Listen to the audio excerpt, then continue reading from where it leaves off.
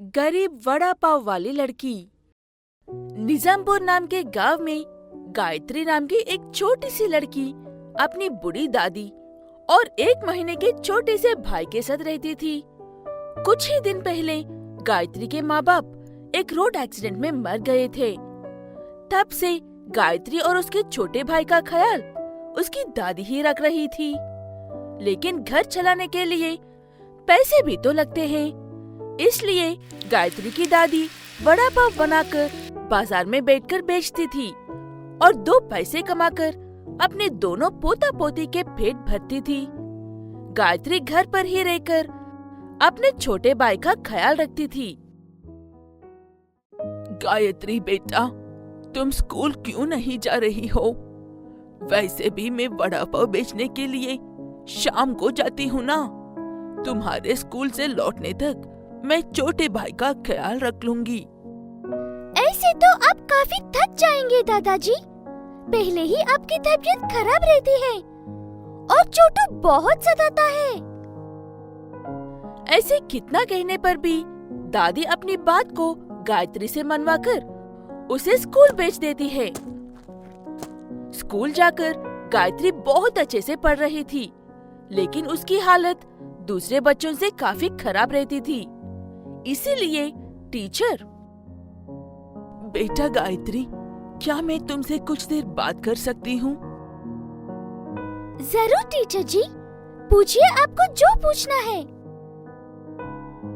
मैंने सुना है कि तुम्हारे माँ बाप नहीं है, इसलिए घर लौटने के बाद भी तुम्हें अपना छोटे भाई का ख्याल रखना पड़ता है और तुम स्कूल में भी कभी कबर नहीं है कि किताब खोलती हो। फिर भी तुम्हारे पास मेरे हर सवाल का जवाब होता है। कब पढ़ती हो तुम? टीचर जी, मैं कभी नहीं पढ़ती हूँ। जब आप पढ़ाती हो तभी अच्छे से सुन लेती हूँ। मेरे लिए वही काफी है। ये कहकर गायत्री वहाँ से अपने घर चली जाती है। घर पहुंचकर देखा तो गायत्री का छोटा भाई खूब रो रहा था। दादी कहाँ चली? दादी जी, छोटू रो रहा है, कहाँ पर हो आप? ये कहते हुए अंदर जाकर देखा तो दादी लेटी हुई थी और छोटू उनके पास बैठकर रो रहा था। पास जाकर दादी को उठने की कोशिश करके देखा तो वो मर चुकी थी। ये बात जानकर गायत्री भी काफी रोती है। कुछ देर बाद अपने भाई को चुप कराने के लिए खुद भी चुप होकर अपने भाई को चुप कराती है और बाहर लोगों को अंतिम कार्यक्रम के लिए बुलाने लगती है, लेकिन कोई भी उसकी मदद करने को तैयार नहीं था। चाचा जी, आप तो हमें काफी समय से जानते हो ना। मेरी दादी को दफनाने में मेरी मदद करो ना।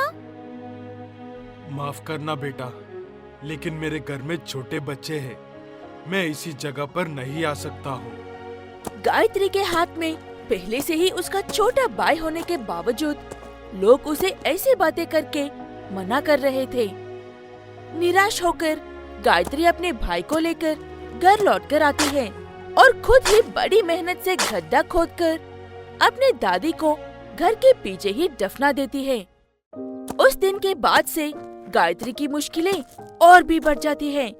वो अकेले ही घर संभालती रहती थी और अकेले ही वड़ा पाव बनाकर बेच रही थी, वो भी अपने छोटी से भाई को साथ में लिए हुए।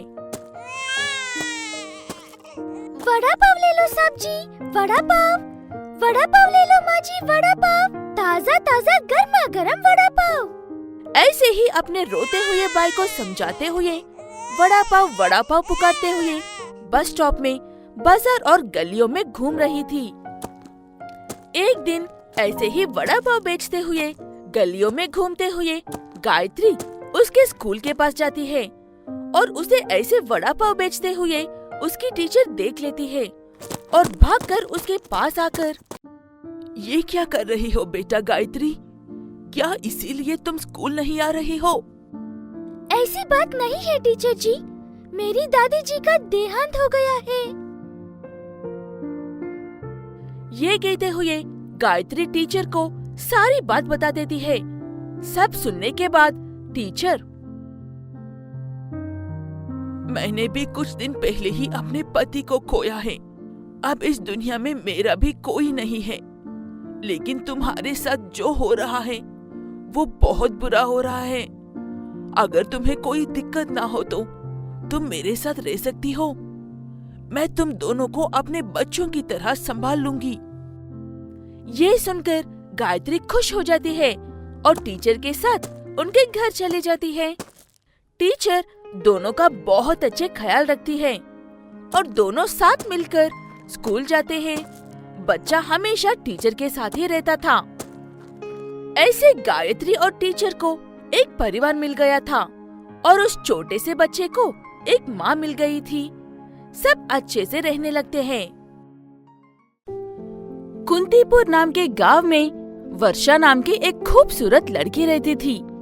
वर्षा के माँ बाप बचपन में ही गुजर गए थे, इसलिए बचपन से ही जो मिला वही खाते हुए, जो मिले वही काम करते हुए अपनी जिंदगी गुजार रही थी।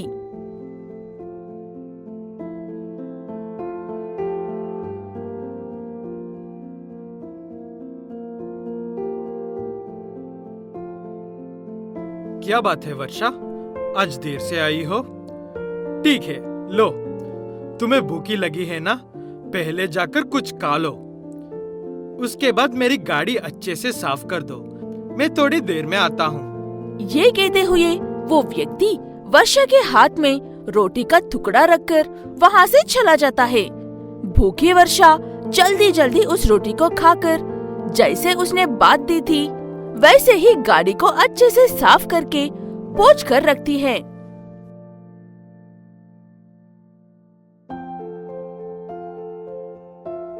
अरे वाह, बहुत अच्छे से साफ किया है तुमने। अगली बार आने पर अगर तुम यही रही तो तुमसे ही साफ करवाऊंगा। ये कहते हुए वो व्यक्ति वहाँ से चला जाता है। वर्षा भी वहाँ से चली जाती है। ऐसे जो कोई भी खाने के लिए देते थे उनके लिए कोई ना कोई काम करके देती थी वर्षा। ऐसे उसके दिन गुजरते थे। ऐसे ही एक दिन वर्षा भाग में खेलते वक्त उसे वहाँ पर एक 5 रुपए का सिक्का मिलता है। वो लेकर कुछ भी खरीदने के लिए दुकान में जाती है, लेकिन वहाँ पर किसी को लॉटरी बेचते हुए देखकर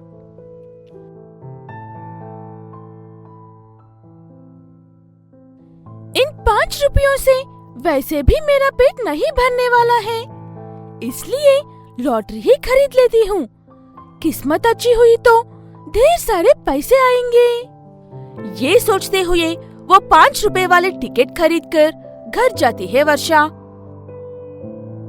अगले दिन सुबह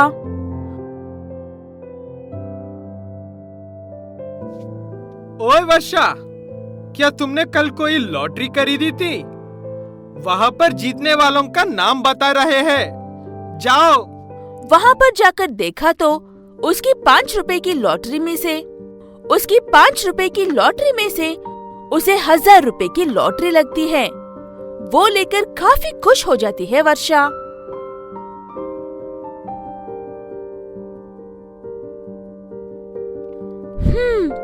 इन पैसों से मैं कुछ दिन अच्छे से गुजर सकती हूँ। भूखे परेशानी के बिना और एक नया गाउन भी खरीद लेती हूँ। ये पुराना वाली फट गई है। इतने में बहुत तेज बारिश होने लगती है। सब अपने अपने घर भाग जाते हैं। ऐसे वर्षा भी भागते हुए बस स्टॉप में जाती है। चिंटू, जल्दी से आओ बेटा, बारिश हो रही है। अगर भीग गए तो सर्दी लग जाएगी। जल्दी से आओ बेटा। वो देख रही वर्षा, अगर मेरे माँ बाप होते तो आज वो भी मुझे ऐसे ही देख लेते, लेकिन मैं तो एक अनाथ बन गई हूँ। ये कहते हुए दुखी होती है वर्षा। इतने में वहाँ से खिलौनों की टोकरी लेकर जा रहा एक बूढ़ा आदमी। बारिश हो रही है, इसीलिए उस बस स्टॉप में जाकर रुकता है। वहाँ पर बारिश में भीगी हुई वर्षा को देखकर अचानक से बेहोश हो जाता है। वो देख रही वर्षा भागकर उसके पास जाकर,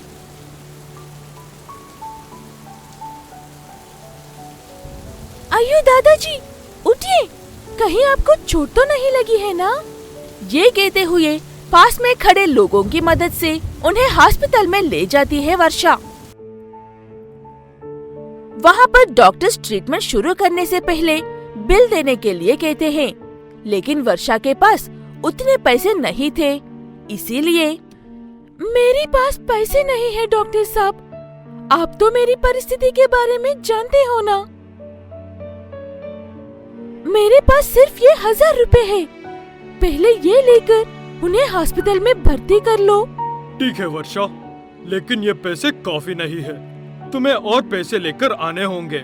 तुम जब जब मेरे घर में काम करने के लिए आती हो, इसीलिए भरोसा कर रहा हूँ तुझ पर।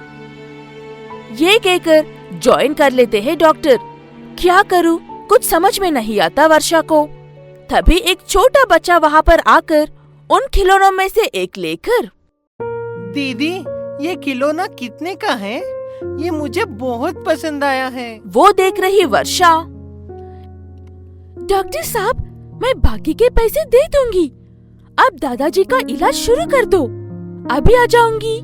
ये कहते हुए उस खिलौनों की टोकरी में से सारे खिलौने लेकर हॉस्पिटल के आसपास में सभी जगह जाकर बेच कर आती है। ऐसे शाम तक सारे खिलौने बेचकर पैसे जमा करके डॉक्टर साहब के पास जाती है। आओ वर्षा आओ, दादाजी साहब को देखो कितने स्वस्थ हो गए हैं। कुछ दिन इन दवाइयों के इस्तेमाल करने से ठीक हो जाएंगे, अब डरने की कोई जरूरत नहीं है। तुम अपने सगे दादा की तरह ख्याल रखना इनका। अगर वो सच में मेरा दादाजी होते तो बहुत अच्छा होता डॉक्टर साहब। ये कहते हुए डॉक्टर के हाथ में पैसे रखकर रोते हुए बाहर चली जाती है वर्षा। तब जो कुछ भी हुआ सारी बात उस बूढ़े आदमी को बताता है डॉक्टर, और वो एक अनाथ है, ये बात भी कहते हैं। उसके बाद वो बूढ़ा आदमी वर्षा को अंदर बुलाकर,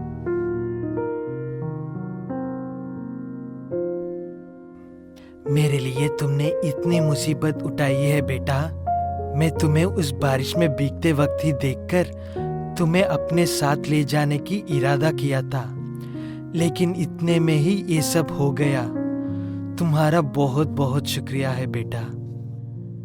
ऐसे मत कहिए दादाजी, आप उम्र में काफी बड़े हैं। तो क्या अब तुम मेरे साथ रहोगी? मैं तुम्हें अपनी सगी पोती की तरह देख लूंगा। आपको मुझे ये मिट्टी के खिलौने बनाना सिखाना होगा, मैं तभी आऊंगी। अब आपको इतनी सारी मेहनत करने की जरूरत नहीं है, मैं संभालूंगी ये व्यापार। वो बातें सुनकर हंसते हुए वर्षा को पास बिठा लेता है वो बूढ़ा आदमी। कोई नहीं है कहकर हमेशा दुखी हो रही वर्षा को अपने दादाजी मिलते हैं। उसके बाद से उसकी खुशी की कोई हद नहीं थी। पकड़पुर नाम के गांव में लक्कन नाम का एक व्यक्ति अपनी पत्नी मनी के साथ मिलकर रहता था। उनके 2 बच्चे हैं, जय और जया। लक्कन का लकड़ियों का व्यापार है। वो गांव के छोटे से घर में रहते हुए लकड़ियों का व्यापार से होने वाली कमाई से अपना घर चलाता था। लकड़ियों के लिए हर रोज जंगल में जाकर आता था। ये ऐसा था और लक्कन की पत्नी घर में रहकर घर के सारे काम करने के बाद मिट्टी से मिट्टी के खिलौने बनाकर बेचती थी। ऐसे जो भी है उसी में खुश रहते थे सारे परिवार वाले। ऐसे खुशी से रहने वाले परिवार में एक बीमारी अपना घर बनाती है, और वो एक संक्रामक बीमारी होने की वजह से लक्कन से मनी तक पहुंचती है और दोनों की मौत हो जाती है। उसके बाद दोनों बच्चे अनाथ हो जाते हैं। दीदी मुझे भूख लगी है और खाने देने के लिए ना तो माँ और ना ही पिताजी है। ये कहते हुए रोना शुरू कर देता है जय। रोना बंद करो जय, मैं हूँ ना, मैं तुम्हारा ख्याल रखूंगी। ये कहते हुए नीचे ऊपर गिरते पड़ते जैसे तैसे करके खाना बनाकर अपने भाई को खिलाती है जया। अगले दिन से अपनी माँ से सीखे हुए मिट्टी के खिलौने के काम को आगे बढ़ाती है जया। दीदी की मेहनत देखकर जय भी उस काम में अपनी दीदी की मदद करता है। ऐसी बड़ी मुसीबत से खिलौने बनाने के बावजूद भी उनसे खरीदने के लिए कोई भी नहीं आते थे। ऐसे कुछ दिन बाद, चाचा जी, हमारे बनाए हुए मिट्टी के खिलौने खरीद लो। हमें खाए हुए 2 दिन हो रहे हैं। अगर ये भीग जाए तो हमारे खाने के लिए पैसे इकट्ठा होंगे। तुमसे खिलौना खरीदे? तुम्हारे माँ बाप किसी संक्रामक बीमारी की वजह से मरे थे। अगर यहाँ से कुछ लिया तो वो बीमारी मुझे भी लग जाएगी। हो, तुम सही कह रहे हो। अगर वो बीमारी इन दोनों की वजह से गांव में भी फैल गया तो? ऐसे बातें करते हुए सारे गांव वाले मिलकर दोनों बच्चों को गांव से बाहर निकल देते हैं। दीदी, अब हम क्या करेंगे और कहाँ रहेंगे? हमारे पास सिर्फ एक घर था, अब वो भी नहीं है। बेचारी जया भी छोटी बच्ची है, इसलिए उसे अपनी भाई से क्या कहना कुछ समझ में नहीं आता। उसके बाद जंगल की ओर चलते हुए जाते हैं। इतने में वहाँ पर किसी की आवाज सुनाई देती है जो मदद मांग रहे थे। जय, लगता है कोई मदद के लिए पुकार रहा है। चलो जाकर उनकी मदद करते हैं।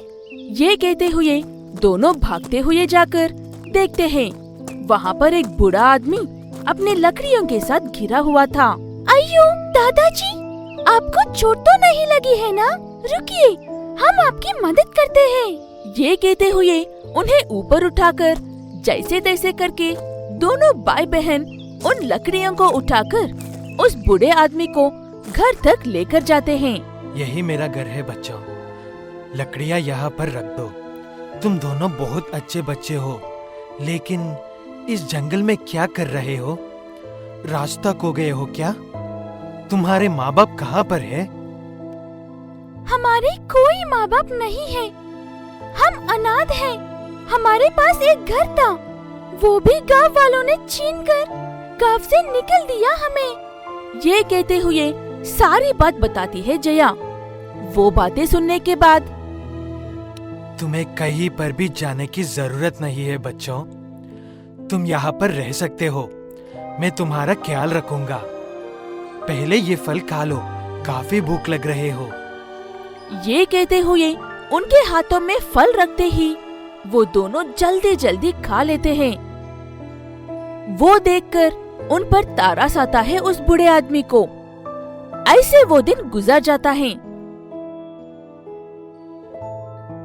अगले दिन सुबह दोनों बच्चे सुबह सुबह उठकर मिट्टी के खिलौने बनाने लगते हैं। फिर से ये काम क्यों कर रहे हो बच्चों? इस घर में आराम से रह रहे हो ना? हमें सिर्फ यही एक काम आता है दादाजी। ये खिलौने बनाकर बेचकर पैसे कमाकर अच्छे से पढ़ना है हमें और अच्छी सी नौकरी करना है। ये हमारी माँ बाप की ख्वाहिश थी दादाजी। आप भी ऐसे हमारा कब तक ख्याल रख सकते हो? हम भी तो आपको कुछ देना होगा। ये खिलौने बेचकर पैसे देंगे।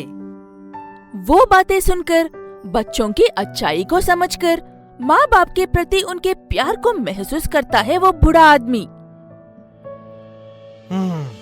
ठीक है, तुम लोग खिलौने तो बहुत अच्छे बना रहे हो।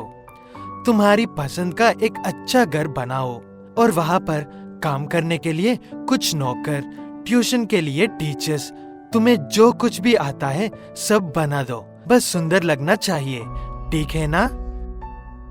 ठीक है कहकर दोनों बच्चे मिट्टी से एक बहुत सुंदर घर बनाते हैं। देखने में भी काफी खूबसूरत था। वैसे ही थोड़े बहुत इंसानों के रूप भी बना लेते हैं। वो सब देखकर बूढ़ा आदमी, मैं एक जादूगर हूँ बच्चों, काफी सालों से इस जंगल में रह रहा हूँ। मुझे तुम दोनों की अच्छाई काफी पसंद आई है, इसीलिए ये घर मैं तुम्हें इनाम में दे रहा हूँ। इस घर में तुम्हें भूख लगते ही लालिश खाना तुम्हारे बनाए हुए ये मिट्टी के खिलौने बनाकर देंगे और तुम लोगों यहाँ पर आराम से रह सकते हो। ये ट्यूशन टीचर वाला खिलौना तुम्हें पढ़ाएगा। ये कहते हुए उन्हें उस मिट्टी के घर के आकार जितने बना देता है वो बूढ़ा आदमी। तुम लोगों अपनी पढ़ाई पूरी करने के बाद पहले जैसे अपने आकार में आ जाओगे। तब तक आराम से इसमें रहकर पढ़ाई करो। ये कहते हुए उन्हें उस घर में बेचकर उनकी पढ़ाई खत्म होने तक उन खिलौनों में जान डाल देता है वो जादूगर।